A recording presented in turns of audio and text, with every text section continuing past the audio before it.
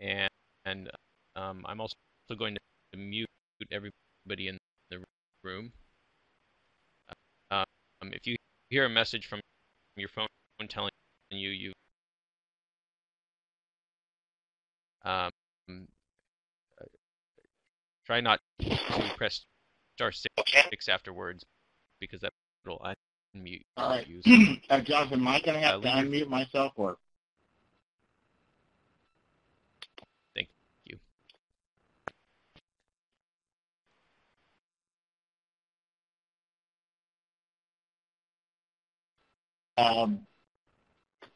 I'm happy. I've been trying to put this session together for some time and just wanting to sort of increase the level of interest in preserving historic bridges in California. I think you'll hear from Kitty Henderson a little later, and I think that she would agree with me that the interest in historic bridge preservation is really higher in a lot of the states than it is in California, and I think that's all wrong. I think there's so many beautiful bridges to preserve. Here, I'm looking at the list of people who are participating. I see a lot of old friends. I look forward to hearing from Chad and Courtney and Francesca and Andrea and a lot of people that I know. So I'm glad you signed up. As Jonathan, for those who don't know me, my name is Steve Mikesell. I've worked to preserve historic highway and bridges since the 1980s. When I worked for Caltrans, I helped direct the first statewide inventory of highway bridges and wrote the book that I cleverly entitled Historic Highway Bridges of California. And I currently have my own shop, Mikesell Historical Consulting, and I do a lot of things, but I specialize in historic bridge shop. With me is Kitty Henderson, the executive director of the Historic Bridge Foundation in Austin, Texas. And while she is headquartered in Texas, her jurisdiction is nationwide, and she has been active, I know, in advising people who have historic bridge issues in California as well as elsewhere on the West Coast. And I think if you go to historicbridgefoundation.com, that no spaces in there, you can see what an exciting program she got going. And also with me is Mike Kern, who is currently the Public Works Director for the beautiful city of Calistoga in the Napa Valley. But when I first met Mike, he was the Public Works Director in Healdsburg, which is an equally lovely city in Sonoma County. And he was managing the rehabilitation of the Healdsburg Avenue Bridge. And I think that people who are interested in bridge preservation will pretty much agree that that's the most important and successful rehab job in recent decades in California. And we will talk about that in a little bit because pursuing. The session today will explore 4 possible options for extending the life of a historic bridge. Bridges don't last forever if you just build them and leave them alone. At some point in the life of a historic bridge, it will either need to be rehabilitated or replaced. Congress for many years has supported the upgrading the stock of national bridges to promote safety and to promote commerce. There is even a special fund called the Highway Bridge Rehabilitation and Replacement Program, HBR, people call it for short. And it's one of the best funded transportation programs in the country. And I think that there is an awful lot of activity in bridge rehab and replacement because the level of funding is high relative to some of the other funds that are tending to, the funding is tending going down rather than up. And sadly, in most cases, and I don't have the percentage, but I'm absolutely sure I'm correct in saying that in most cases, the old bridge is replaced rather than rehabilitated. But what we are going to explore today are 4 options that a city or county or Caltrans might pursue if it chooses to rehabilitate rather than replace the historic bridge. We had a conversation, Kitty and I, as to whether I am of the opinion that these four options are the only four options that are out there, but there may be some other variation or combination of these. But the four options we're going to be exploring, and they show up on the screen. Number one, to rehabilitate the historic bridge in a manner that is consistent with the Secretary of Interior standards for rehabilitation. And that's what took place at the Healdsburg Avenue Bridge. The second option is to rehabilitate the historic bridge, but not in a manner that is consistent with the Secretary's standards. And that's this is an option that we're going to look at. It's something that the City of Los Angeles has been pursuing quite a bit, and to an extent that I sort of call this a Los Angeles option. The third option is to build a new bridge in a different location and leave the historic bridge in place for non-vehicular uses, to leave it in its historic location for non-vehicular uses. And this is something that I think California can be proud to say that it has pursued this option far more than most of the other states' programs. And it's worked pretty well here, and we'll explore that. And the fourth option is something that they do all the time in Texas, and Kitty will be talking about this, Texas and Indiana and Midwestern states, which is to build a new bridge at the desired location and then move the historic bridge to a different location, usually for non-vehicular uses. Those are the big four that we're going to be exploring. And we will present each of these with a case study that kind of illustrates how this option works in the real world.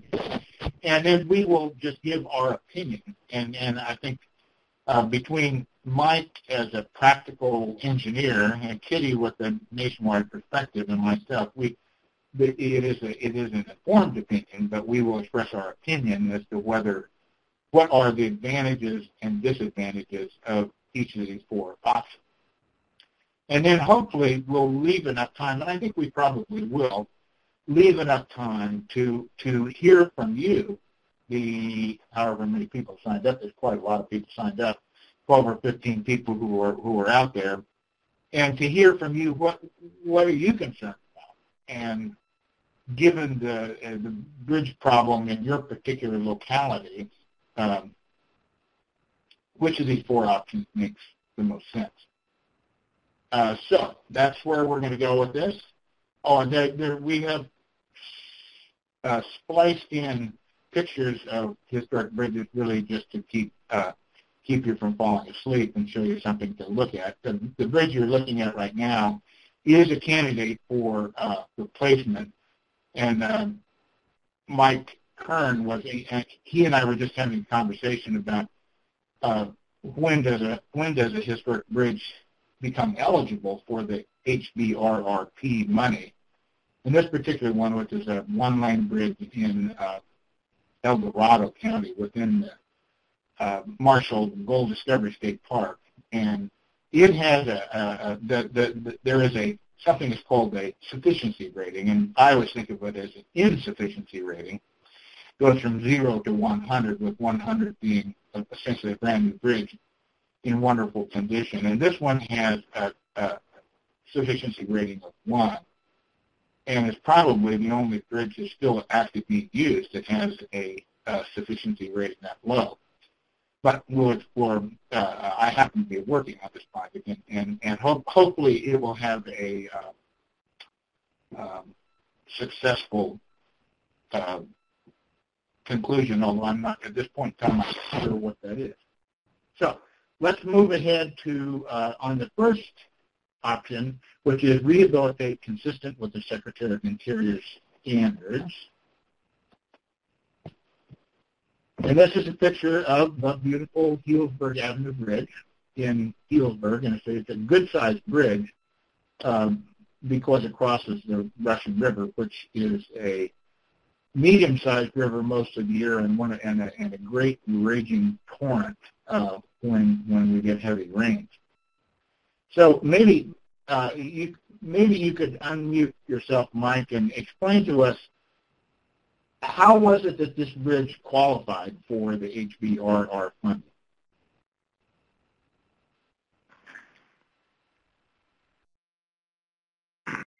Thanks, Steve. This is Mike Kernan, the Calistoga Public Works Director, former Public Works Director for Healdsburg. When I started in Healdsburg I guess it was about almost 10 years ago, this bridge was one that had been identified on numerous occasions as council goals to either rehabilitate or replace due to what was then understood to be a sufficiency rating of 2. So as Steve indicated, it's more of an insufficiency rating. Some of the reasons that the bridge was deemed with such a low sufficiency rating was lack of structural member redundancy. What that means is if one critical member failed, it could potentially compromise the entire structure, kind of a little bit similar to what happened in Minneapolis several years ago where the bridge just had a catastrophic failure. Other reasons that it was deemed insufficient, the center pier that you can see was subject to scour. The bridge was built, I want to say, in like 1917, and we didn't have real good as-built as to what the foundation was or how it was landed in the river bottom. Everything that we could ascertain was that it was basically some 60-foot redwood piles that were just driven into the cobbles of the river and capped with concrete, and then the center pier landed on that. So we didn't know what how deep those piles were or what their condition was. The bridge also was substandard because of the lane widths. Prior to the rehabilitation, the travel lanes were 10 feet, 8 inches wide in either direction. There was also vertical clearance challenges. I think the vertical clearance was 14 feet, 10 inches. And then the approaches were at askew, so the sight distance wasn't as good as it could have been or should have been. After we started doing some analysis and input from the community, it was discovered that some of the structural calculations that Caltrans had done back in the early to mid-70s had a blunder on a couple of the member connections. And in fact, because of those identifications of mathematical errors, the sufficiency went up to about 55. In the Federal Highway Administration HBR program, if a bridge has a sufficiency rating of 80 or more, it can only be repaired or rehabilitated or restored. It wouldn't be deemed eligible for replacement. In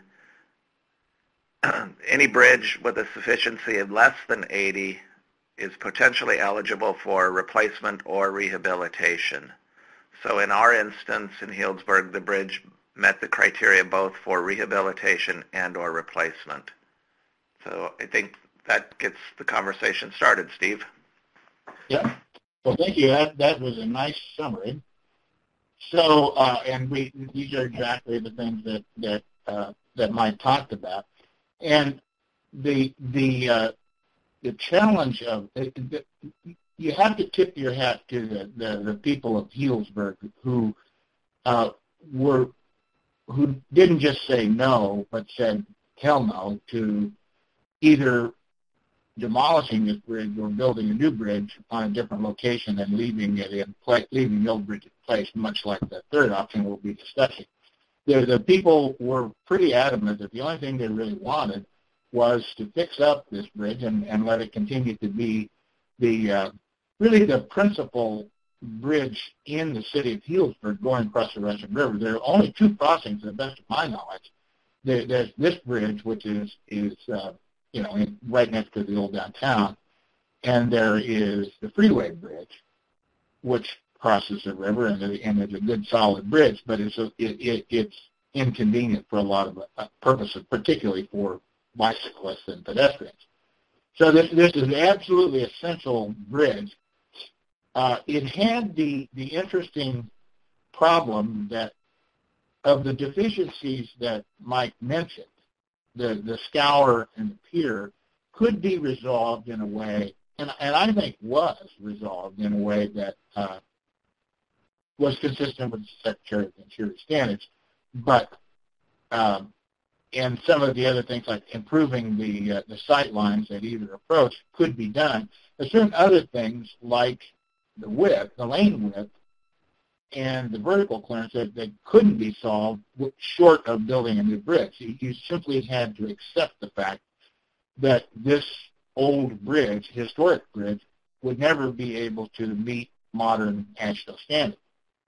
And this requires a complicated design exception process that is one of the, in my opinion, is the single biggest reason why bridges get demolished rather than rehabilitated is it just can't, it's pulling teeth to get Caltrans and the FHWA to grant design exceptions. I don't know if you have an opinion about that, Mike. Was it real simple to get exceptions for this? It was not. When we finally landed on, the community input and the city council acknowledgement that rehabilitation was the only option, we probably went to Caltrans, both headquarters in Sacramento and down to Oakland, at least 4 times to each location, trying to convince them that replacement of the bridge was not an option from a community perspective. We finally were able to break through FHWA in Sacramento, and they told Caltrans that based on the information that we provided them, that rehabilitation would be eligible under the HBR program. We then had to convince Caltrans that this was the only option. They required that the city council adopt a resolution petitioning Caltrans to accept our design exceptions for lane width, skew, and vertical clearance. I think we ended up submitting about a 15 to 20 page document outlining what those design exceptions were and the fact that the city was willing to take on those responsibilities. We then had to have a field meeting with deputy directors from Caltrans District 4. They came out onto the site, acknowledged the constraints that we were working with, and finally acquiesced to deeming rehabilitation as an acceptable option. As part of the resolution that the City Council adopted, they had to acknowledge that there were deficiencies in the bridge going forward, and that ongoing maintenance would be challenging at best, and the city needed to understand that financial burden would be theirs to a significant degree. That's it. Like don't come back and ask us for any more money. So these are some of the issues. Another issue that I only put up here because it ended up being a kind of a complicated and controversial issue in the rehab is that no matter what else you do, if you're dealing with a truss bridge, which this is, as important as protecting the safety of drivers is protecting the integrity, the structural integrity of the truss member. So there's a need to have something that is there to protect the trusses from cars running into them. So I actually worked on the Section 106 review for this particular bridge, and the advantage of this and this is strictly looking at it from the standpoint of the people in the community and from the standpoint of the people like Mike, the Public Works Director, it satisfied preservation concerns, and that was no minor consideration in Healdsburg, where the people had made it perfectly clear. I was there at the city council meeting where the rehab was adopted, and it was very clear that was the only option people were able to look at. In terms of the Section 106 review, that's the review under the National Historic Preservation Act, this was a lightning-paced 106 consultation compared to what it would have been under almost any of the other options that we're looking at. And probably, this is kind of obscure stuff, but the 4F, for people who deal with transportation projects, 4F evaluation is the one that scares them the most, I think. And the 4F, a project that meets the Secretary's standards is actually exempt from 4F review, and that is something that's worth a great deal of money and a great deal of time. This is a picture of the bridge almost completely done. Can people actually drive across this now, Mike? I haven't been over there for a while. Yes, it opened, I want to say, about 5 months ago. Oh, I guess I haven't been over there. Anyway, the disadvantage of the rehab is that it isn't just a matter of going in and painting a few rusty metal pieces. The cost can be very substantial. I don't know if it ever approached the cost of a new bridge on such a location, but it can be quite substantial. We mentioned already that FHWA and Caltrans are extremely reluctant to fund non-standard projects. The lifespan, I think we just have to be honest that the lifespan of the rehab bridge is likely to be something less than new construction, assuming it was good new construction at the same site. And having worked as a sort of the historical consultant on this project, I can say quite forcefully that there's a whole bunch of little issues that you have to sweat over if you want to make this consistent with the Secretary's standards. And I know I've talked with Chad Moffat, who does a lot of this type of work, that the Secretary's standards are designed for buildings, and they can only be applied to a bridge using your imagination. And you inherently need to be more flexible, in my opinion. It's going to be the maintenance cost for the rehab bridge is bound to be higher than it would be for a new bridge. But those are the trade-offs. I'm just trying to be honest about this. That you don't rehab without costing the community something. So maybe we'll. I'm looking at time. I'm going to try to move on to the other options, but we'll have a chance to come back. And if anybody has any questions, as Jonathan said, if there's here's a poll question for you. Is rehabilitation of a historic bridge to the Secretary of the Interior standards worth the extra cost and non-standard conditions? Yes, no, maybe. So we'll ask you to, and I think we can show this poll later on. So, Chad, can we John, can we go back to the options? Yeah. So, a second option, as I say, I think this has been pursued more in the city of Los Angeles than anywhere else, and that is to rehabilitate the bridge for continued vehicular use, but not in a manner that is consistent with the Secretary of the Interior standards. The example that we use, I think, is the most successful of all of these, is the First Street Bridge over the bunch of railroad tracks in the Los Angeles River, right in downtown Los Angeles. 1929, one of a whole series of really fantastic bridges from this era built across the river.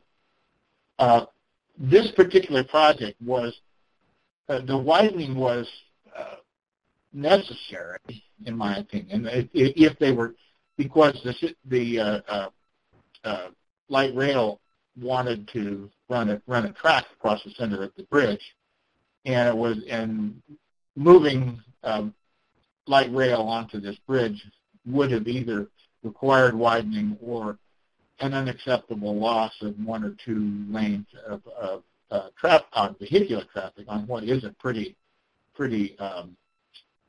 busy bridge. So it was widened very substantially. I think somewhere in I've got, this is a kind of an interesting photograph. Prior to the widening, the city, the engineer and the contractors actually removed these big pylons, with correctly judging that it would be difficult to really match the quality of the work from the old pylons, and they saved them for reuse on the new portion of the bridge once it had been widened.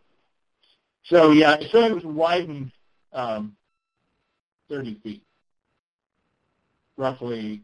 Think of it as 1.5 times the bridge that it was originally. And on the picture on the right, you can see the light rail track in the center, and the 2 lanes in either direction on the bridge. So this was substantial. This project, by the way, won a CPF Design Award in 2012. Advantages and disadvantages. Advantages: the bridge is undertaking a project this big. It was possible to upgrade the structure to a degree that probably wasn't possible in Healdsburg. Major repairs were made at the same time that the bridge was widened, and much of the original quality of the bridge was preserved, in this case by replicating, essentially, and this is a choice if you're going to pursue this option, a choice that the community needs to decide upon, and that is, with this bridge, the new part of the bridge replicated exactly the appearance of the old part of the bridge. That is, the railings are precise reproductions of the railings, and the pylons are actually the original pylons put back onto the new part of the bridge. The other option is to kind of follow one of the Secretary's standards, which is to distinguish new construction from old construction, and that is to put something that is frankly modern on the new bridge. I don't know that there is a correct answer. That what I believe was the option that was done on the North Spring Street widening in Los Angeles. I personally think for bridges that are as complicated and lovely as these ones in Los Angeles, that the First Street option is the better one. There isn't any question about what you change. The disadvantage if you change the geometry of the bridge, it just has more of a sort of a freeway width to it than the old bridge. In terms of environmental review, Section 106 and Section 4F, this option really isn't any faster or any cheaper or more predictable than an outright demolition option. So, Jonathan, I think this would be the time to put, yes. Does widening a historic bridge preserve what is important about that bridge?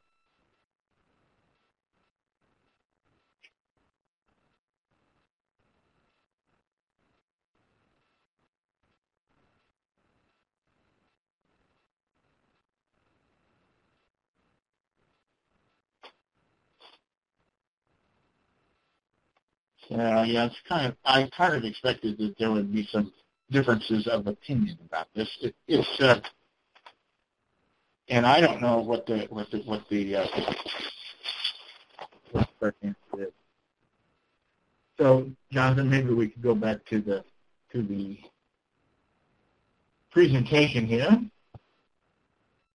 So the third option, and I'm going to call this the California option, just because it's done more in California than anywhere else. And why that is, I don't have the slightest idea. But when I talk to people from Oregon and from Texas and from Indiana, states that have a real good record of preserving the historic bridges, they say this has never been done, that they've never even contemplated this option. Essentially what it is, and this is the city of Guerneville, which is really not that far downstream as the river goes from Healdsburg. And it was a similar bridge in the sense it had two really big trusses that meet on a pier in the center of the river. This bridge was deficient. It's probably, I think that it's about the same age. I believe it is almost at the same age, and it's similar in design in many ways to the Healdsburg Bridge. And when this was initially a strictly demolish the old bridge and build on the original location project. This was way back in late 80s, I believe. Caused an unbelievable stink. It caused just a major controversy. The final decision was to pursue this third option, which is to build the new bridge on a different location. And this picture shows the old bridge, the historic bridge, taken from the new bridge. So there's quite a distance between the two of them. This is in some ways the simplest of all of the options, in that you just build the new bridge. You have to find a good location, a good route for the alignment for the new bridge. But once you've done that, the new bridge project is just a new bridge project with no more complications than you would ordinarily have.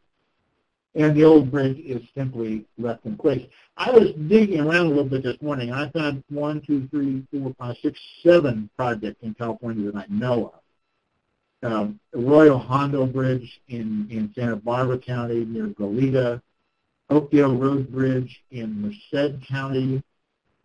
I can't read my writing here. Some bridge in San Luis Obispo, 2 bridges in San Luis Obispo County.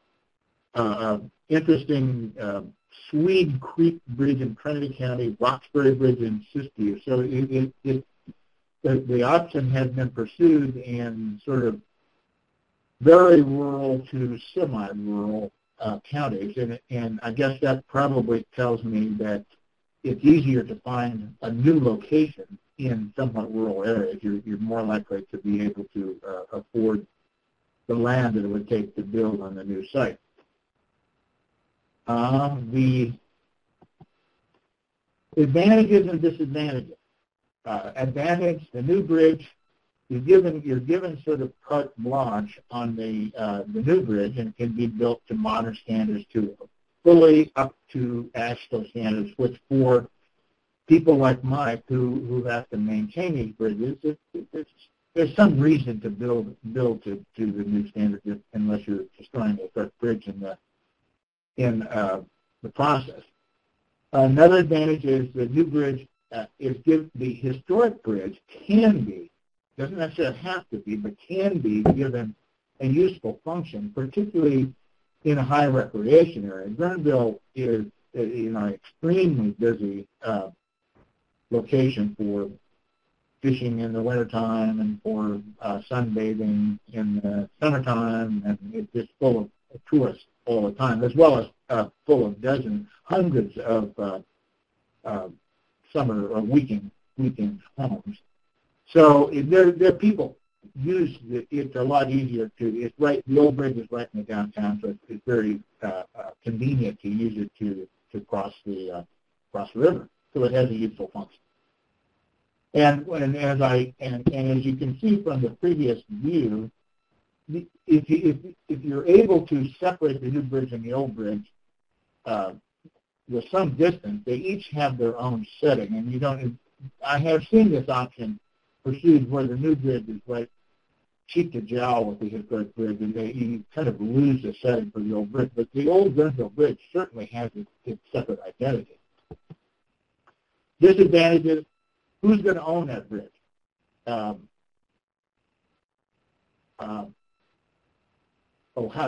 have a question here. How does the length of environmental review? I would say that the third option is a lot closer to the first option than to the second option in terms of the Section 106 and Section 4F. It ends up being exempt to 4F. Should be. It should be exempt to 4F as long as. And some of the other things that we're talking about, it may very well be that the SHPO's office will want to know who's going to own this bridge. Do we have a commitment to maintaining the bridge, and will it have a fund of money or a mechanism by which it can be maintained? But the absolute worst case scenario is that the new bridge is built and somebody, the county, the city, maybe even a nonprofit, has agreed to accept the old bridge, the historic bridge, but nothing is ever done to it. The bridge begins to deteriorate. It gets tagged. If you go to the Guerneville Bridge today, it's a beautiful way to cross the Russian River, but it's mercilessly tagged, and that's what's going to happen to a bridge that does not have a continuous maintenance. So I encourage anybody. Chad and Francesca are typing, so maybe we'll have some other questions here. As I say, there is a bridge in San Luis Obispo County called the Bellow Street Bridge. If you want to know how this shouldn't turn out, go down and see the Bellow Street Bridge, which has been subject to tremendous amount of demolition through neglect, I guess you'd say. Is leaving a historic bridge in place for pedestrian use is a good idea. So, if we have any other questions, we can talk about all of these options when the three-person team is done talking about these. And because I have absolutely no experience with moving truss bridges or any bridges, I'm going to turn this over to Kitty Henderson, who knows a lot about it and lives in a part of the country where it's done on a regular basis. Okay, thanks, Steve. I want to speak to you about building the bridge on a old crossing and moving the historic bridge to another location. As the PowerPoint states, it really pertains only to metal truss bridges because historically they were made to be moved. They can be dismantled, whereas a stone bridge or a concrete bridge obviously cannot be moved. It is used across the country with varying levels of success. I'm not really sure why it's not common in California, other than most of the bridges that I have dealt with in California have been concrete bridges, so that may be a reason that it's not considered very often. The example bridge, the Alden Bridge or the Folsom Bridge, is a wonderful example of how a community reclaimed their bridge. It's an 1893 pin-connected Pratt truss with Phoenix columns that had been moved many, many years ago to a different community, was even sold, I think, in part to some Japanese buyers who backed down from it. And then somewhere around the late 90s or so forth, Folsom County decided they wanted to bring the bridge back and actually relocated it on its original piers. If we talk a little bit about the advantages and disadvantages of moving a historic bridge, obviously the most the best advantage is that the bridge material, the bridge itself, is preserved. We also have the situation where when money is being used from federal highways to build a new bridge, then federal highway allows the demolition cost for the historic bridge to be transferred to the new owner. Some states are a little different with that. Some states say that the new owner only gets 80%. Some states give them the full 100%. And it's not really clear why that is, other than some states suggest that if it's an 80-20 match grant to begin with, they paid part of the 20% and therefore they're not going to allow but 80% of the demolition funds to be given to the new owner. Another advantage, of course, is that in relocating the bridge, you're finding a new use for the bridge. The most common one being for some type of recreational trail, bicycle trail. The majority of the historic bridges that are transferred to a new location are not capable of being put back into vehicular service, or oftentimes that's a requirement of any kind of contractual agreement with a new owner that the bridge has to be taken out of vehicular service. Now, for some of you that are familiar with some of the federal regulatory requirements and so forth, there is Title 23 U.S. Code 144-0. It used to be 144G.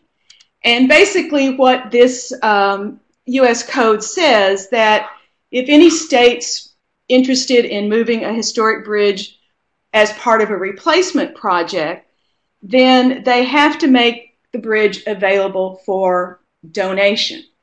Now, the word donation doesn't really get used too much in the conversation. For the most part, it's described as marketing. Once again, this varies from state to state. For the most part, when a state markets the bridge, the state is given to a new owner free of charge. However, we have some states that charge $1, or other states, for instance, like Louisiana, or actually request that the new owner pay them a price for the bridge that is equivalent to what the state would get in scrap steel cost. And this has been contested by the Louisiana SHPO and several others, but the Louisiana DOT is holding pretty strong on this. And it certainly makes the whole situation problematic in that they're wanting the new owner to pay them $3,000 to $5,000, for instance, for a pony truss, because that's what they would have gotten for the steel cost. So marketing is required across the country if it's a federal highway project, but there are limitations to that process. Excuse me. So if we think about a little bit about the disadvantages here, certainly the first one is whether or not moving a historic bridge to a new location is an adverse effect. I've seen this vary from state to state, but the majority of the states agree that the removal of the bridge itself is an adverse effect.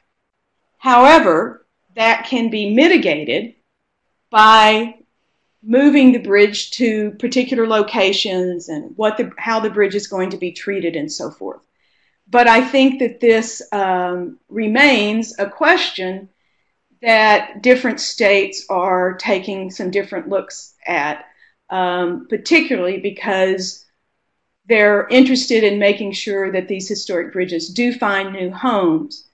And so some states are willing to have a little bit of a different conversation than other states will have. As I said, that there is a marketing requirement for all of these bridges, but it's a difficult situation because you have to find a recipient for the bridge who is willing to take it on. And they have to be willing to place the bridge in a location that would be accepted by the SHPO in many cases. And they also have to be willing to assume the cost of moving the bridge and rehabilitating the bridge. Now, they do get the demolition costs, but those can vary and sometimes are just a drop in the bucket in terms of what's really needed to rehabilitate the bridge. The other thing is that the new recipient has to be willing to assume liability for the bridge. And I've seen states that have been very helpful to a nonprofit, say, that is willing to take the bridge, perhaps put it in a park, put it on a trail. I have seen other states where they have literally painted a very unpleasant picture of all the liability that this entity will have to assume, to the point that people have walked away from taking the bridge. Certainly, other issues that we have would be the condition of the bridge. It's going to be more costly to rehabilitate a bridge that's in worse condition.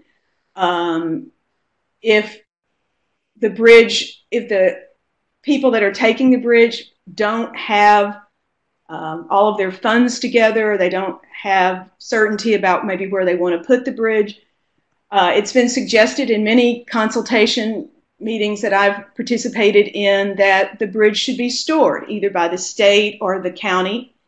And many times those entities are not interested in working with the new owner to provide storage. It's not a quick thing for a new owner to suddenly decide they want to take this historic bridge. They need to develop funds. They need to understand if the bridge will fit in the new location, what the engineering needs are. And so we've seen across the country that marketing, which is required, as I talked about with the U.S. Code, is not working very well. States are not marketing long enough for people to learn about these bridges, to get all of their needs put together so they can make an offer on the bridge. The marketing is oftentimes not very widely spread. People don't understand where to go and look for information about these bridges. Several states are doing a better job in creating a bridge marketing page, which is helping us. Missouri, Texas, a couple of other states have set up marketing pages and done a really good job in advertising these bridges. So I think that this fourth option that we've been talking about, moving a bridge to a new location,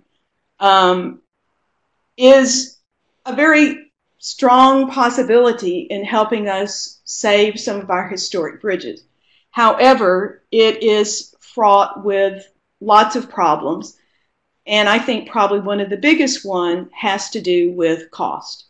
The demo funds just don't go very far, and funds from the federal highways, which we've all called in the past enhancement funds, are not as available as they used to be, particularly for nonprofits and so forth. The other problem is that if an entity should decide to take the demo funds, then they would not be eligible to apply for enhancement funds. So it's oftentimes a bit of a guess. Do I go after the demo funds, or do I let those go and take my chances in getting enhancement funds? And I think next to cost has to do with finding a recipient. Many states tell us that they don't want to retain ownership of a bridge that they have removed. Counties and cities oftentimes don't want to take ownership even though they have a park because of liability issues, as I said, and I think funding. But I think if we can explain to people and help people find a way to gather funds and to ask the state DOTs to increase the marketing time for these bridges, we may be more successful. Okay, and I see we have a question about the title code, and I'll type it in here.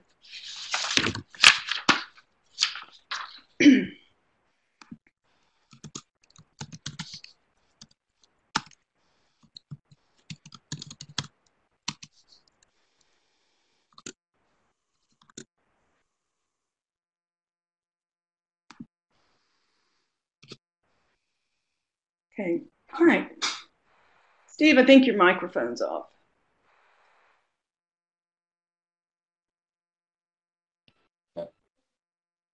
Can you hear me now? Yes. Okay. Yeah, I think that was a tremendous presentation, and I think it explains to me why the fourth option is problematic wherever it's pursued.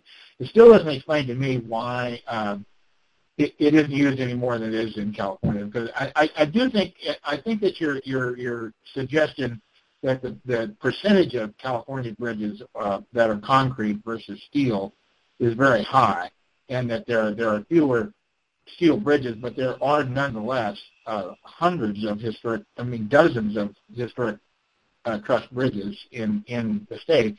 And it generally applies to the fourth option generally works best when it's a fairly small steel bridge. It's hard to take something like the Healdsburg Bridge and move it somewhere else. It's so specific to that particular setting, whereas a truss of 100 feet or less it's easy to find another location for that. I think that pretty much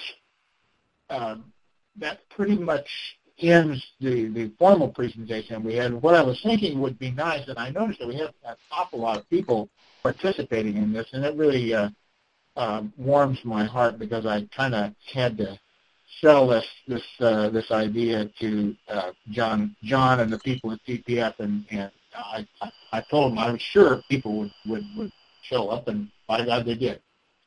So I thought it would be what would be nice now. There must be a reason why you all signed up for this webinar, and I suspect that for a lot of you it is because you have a particular question that is specific to your community. So, is there a topic that you would like to have this panel of experts address? Maybe it's a bridge in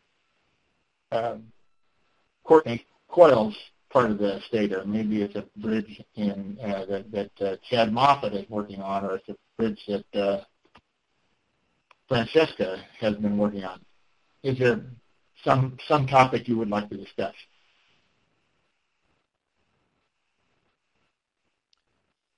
Hey, excuse me. Thanks, Steve. None? Yeah, we're now looking at a few questions and topics brought up. I think we'll go backwards from the most recent question or topic. Courtney is saying, any special advice for preserving one-lane concrete bridges in place with a hypothetical 72 sufficiency rating? That doesn't sound too hypothetical. Well, but I don't know. I'll take a stab at that, and I'd like to hear Mike's thought on this. I'm surprised that the one-lane bridge would have a 72 sufficiency rating, since the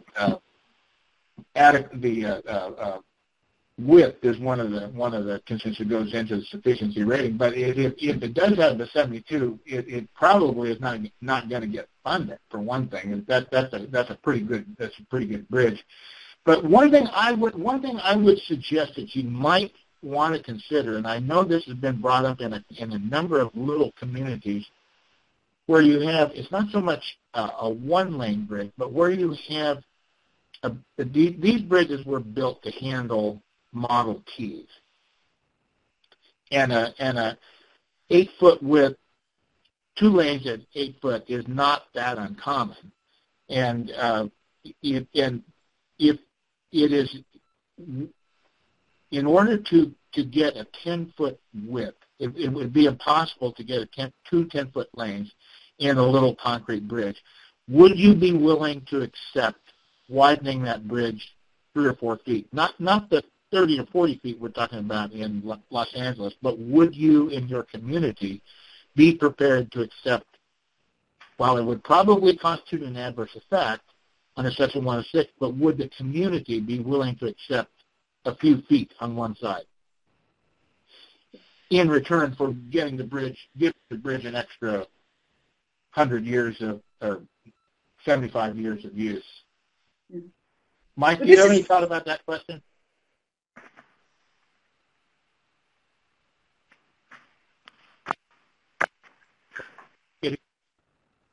This is Kitty. I have a couple of comments to Courtney's question. I'm not, of course, I don't know the specific circumstances, but Steve is right. There have been several examples of concrete bridges being widened, one in particular in Indiana that I can think of.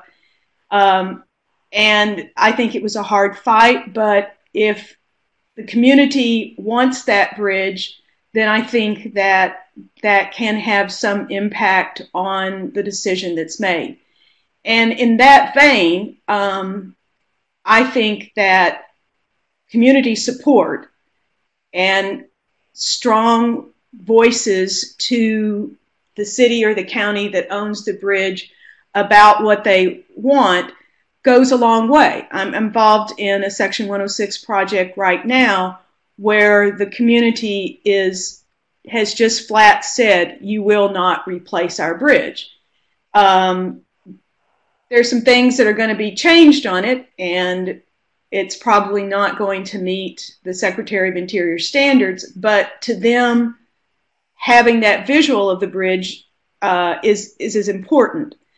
The other option, which Steve didn't mention, which is not used very often because of its cost, and that is what we call creating a one-way pair, or oftentimes known as a couplet, which is where the historic one-lane bridge is retained in place and rehabilitated to take traffic one direction, and another bridge is built beside it to take traffic in the other direction. So you can obviously see that it's a costly option because you're not only building a new bridge but rehabilitating the other, and it also is going to involve the acquisition of land. But many years ago, I saw it happen. Today, you can get them to talk about it, but the cost oftentimes take the option off the table. But one-lane bridges, they are threatened in this country for exactly the reasons that Steve brought up, that they're considered to be functionally obsolete and are not meeting some of the height and width requirements that the DOTs want to meet when they rehabilitate a bridge. But I certainly would say that gathering community support goes a long way. Okay, great. We do have a few other questions or points brought up. I think it was answered by one of the other attendees. Chad was asking, option 3 needs to have preservation commitment to maintain and rehab the bridge in non-vehicular, I guess, uses to reach no adverse effect, correct? And then Francesca said we had an effect, but it was not adverse for that project. The lead agency and their engineers were very cooperative. Any comments on that? Oh, congratulations. No, I think that sounds right to me, that for all the reasons that we talked about, that if you simply leave the old bridge in place without any commitment by the recipient agency, you're likely dooming that bridge to demolition by neglect. So the agreement-based no adverse effect sounds just about right to me. You would think that there would be a preservation commitment to maintain and rehab the bridge. However, and in fact, there is some federal regulatory language that suggests that a maintenance plan has to be developed. However, that's not always the case. It depends. Now, in some cases with option 3, the bridge is not completely rehabbed. Maybe it does need to be rehabbed.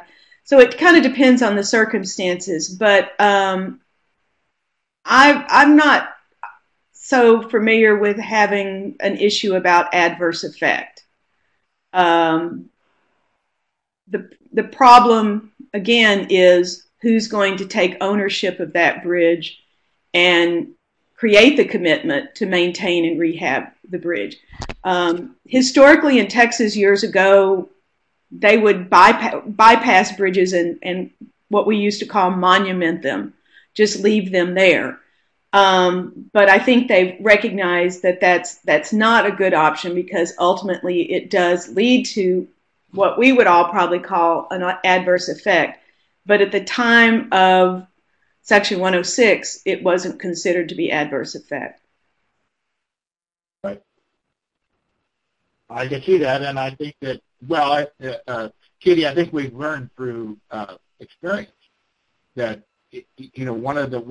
neglect is one of the criteria of examples of adverse effect, and it certainly stands to logic that it could result in an adverse effect. That putting together some kind of agreement with the recipient agency is a real good idea. Yeah. I'd like to address Curtis Drake's comment about the deck and the railing. The deck is not considered to be a character-defining feature of the bridge. So replacing the deck shouldn't have any effect on the eligibility of the bridge.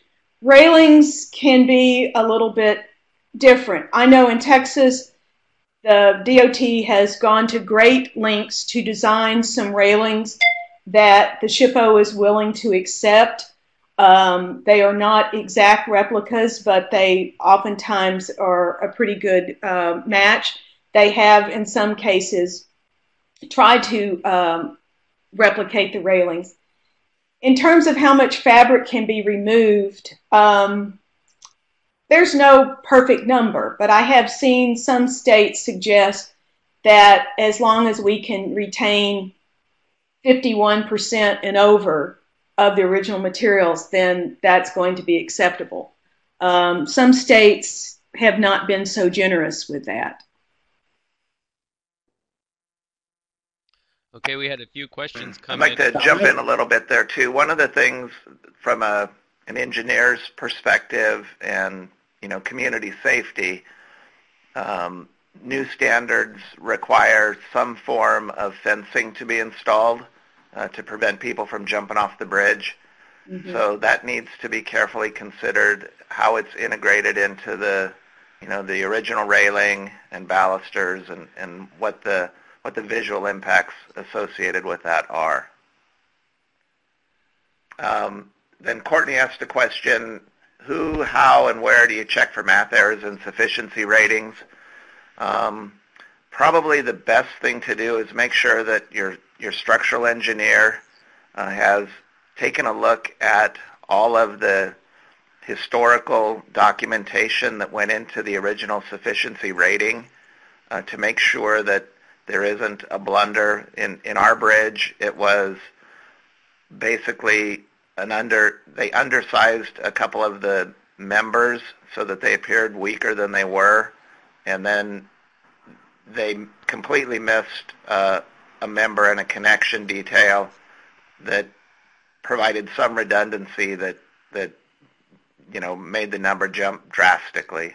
So I'd engage heavily with your structural engineer to make sure that the analysis of the truss and its strength has been thoroughly vetted. So we had a whole series of questions here that moved us back to what Kitty pointed out, and that is concrete is the material of choice for the historic bridges in California, which makes sense because, you know, at the turn of the century when the state was growing so quickly, it was very difficult to get any metal bridges out here. They had to be shipped by very few of them were manufactured in California. And California had a very robust concrete industry, and California engineers like Ernest Ransome were pioneers in using concrete. So concrete is the material of choice of most of the historic bridges. And the ones there was a series of questions from Curtis and Eric and Chad, and it had to do with the deck and the railings. And I think, in my experience, there have been very few cases in which removing the deck caused a problem in the 106 consultation. In most cases, and I'm sure because Chad works around the country, that there are some cases in which there's something that is distinctive about the decking material. But in most cases, the deck is very, very rare to find a 100-year-old bridge in which the deck hasn't been substantially modified through the years. The railings are quite a different thing. Railings are unquestionably character-defining features of concrete bridges, particularly early concrete bridges in California, where they take on the kind of Beaux-Arts detailing of houses and public buildings at the time. So I think that you really need, and even in rural bridges, you need to seriously consider if it is necessary to replace the railings, to try to do that in a way that is as carefully as you would try to replace windows in a historic home, realizing that there are cases in which that's the only option is to replace them.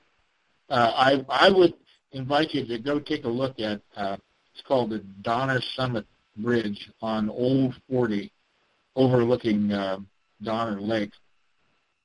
Fantastic rehab job that the county did there. It involved entirely new railings, but I got to tip my hat to the state of Texas that did a lot of the testing. When I was working for Caltrans in the 1980s, there was not an engineer who would accept a railing that had openings in it, what they call window railings, and that was what was commonly built in the teens and 20s. But the state of Texas did a lot of testing on those railings and found that it was possible to achieve the kind of safety rating that you needed for, and that those railings, I believe, even to this day, are called Texas railings. Yeah, that's correct. But dealing with decorative concrete railings is I would say one of the most sensitive issues that you're going to find with a. There's a different set of issues for metal trusses, but the issues that come up with the Donner Summit Bridge have nothing in common with the issues that come up with the Healdsburg Avenue Bridge. The metal bridges and the concrete bridges have wildly different issues.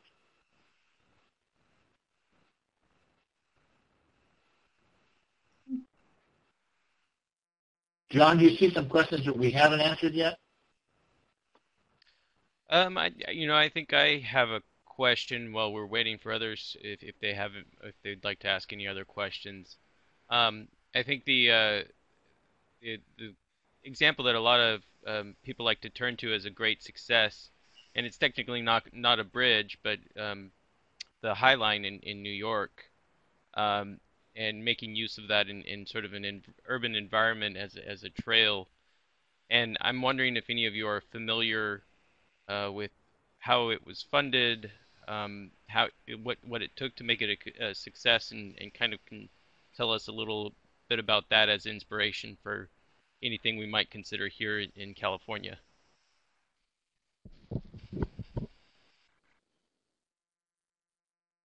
Kitty, are you familiar with that? Yeah. Jonathan, repeat your question again. I missed a little bit of it. Oh, I was just curious what your thoughts were on the High Line in New York. Oh. I don't have any problems with it. I mean, I think that we are losing, particularly our metal truss bridges, at such a rapid rate in this country that I think finding ways to repurpose these bridges is important and growing more and more in its importance. Now, I'm not so sure that I agree with some people in New York that wanted to take a swing bridge and turn it into a restaurant with glass walls so people could sit in the middle of the river and eat dinner. But I think what we need to start thinking outside the box. We need to have more creative uses for these bridges. And I really think on a lot of levels, it's a real paradigm shift, even at the level of federal highways and DOT, to be a little bit more open-minded about uses for these bridges and not worrying so much, perhaps, about, oh, well, we'll have to delist this bridge. Yeah. Well, if I can add to that, the National Trust has put out some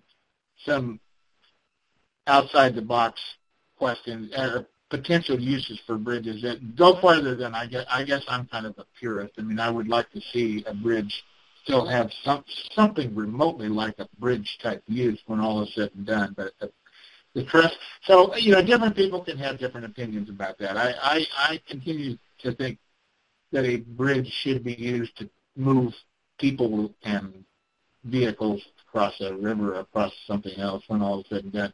Hey, Mike, there was a question. I know you and I discussed this. Does the Healdsburg Avenue Bridge have any fire truck issues? So when it was identified that the sufficiency rating of the bridge was what it was, right or wrong, both the fire department and the school district stopped using the bridge for transportation and getting to the other side of the river. The fire department identified taking the 101 south and then getting off at Healdsburg Avenue on the other side of the river as their effective route for engaging in emergency responses. And I believe that they've continued to maintain that, I won't call it a detour, but alternate route as their preferred method to get to the other side of the river. When we did the design exception, we noted that, with the constrained lanes, there was the possibility of vehicular conflicts, especially with larger vehicles, because one of the goals was to rehabilitate the bridge such that it could carry, legal loads, and I believe that was ultimately accomplished. So at the end of the day, it really is up to the fire department as to what is the urgency and whether or not they want to cross that historic bridge.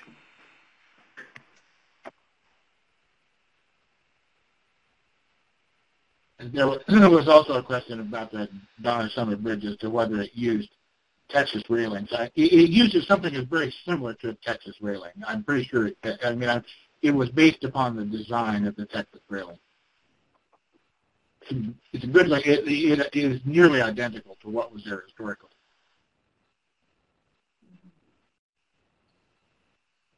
Okay, I don't see any further questions. I will encourage anybody that's dialed into the phone, if you do have a question, just speak up by pressing *6 on your phone. We will wait around here for another minute or so, and if we don't see any further questions come in, I'll turn over to the evaluation, which I hope everybody can complete for this program. While we're waiting for any final questions to come in, I wanted to thank everybody for joining us and encourage you to register for our next webinar, which will look at the title of which will be Opening the Doors to History, Universal Access to Historic Buildings on March the 23rd.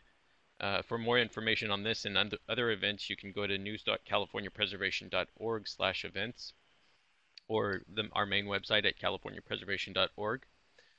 Final comments from people, just thanking the presenters, and I'll second that. I wanted to thank Kitty, Steve, and Mike for their time and effort today. A wonderful presentation.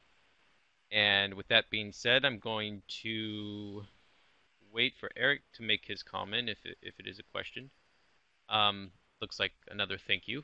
And I'll move over to the evaluation.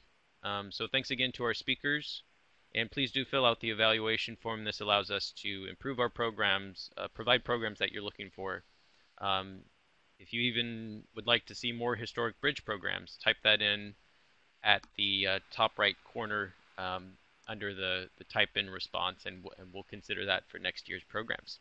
So thanks again for your time, and I'm going to turn the audio off, but I'm going to leave this screen up for your evaluations. When you complete the multiple response option on the left, be sure to scroll back up to the top of the page and click Submit Response, so that ensures that we receive your survey results. Have a wonderful day. Thanks, everybody. Thanks. Bye.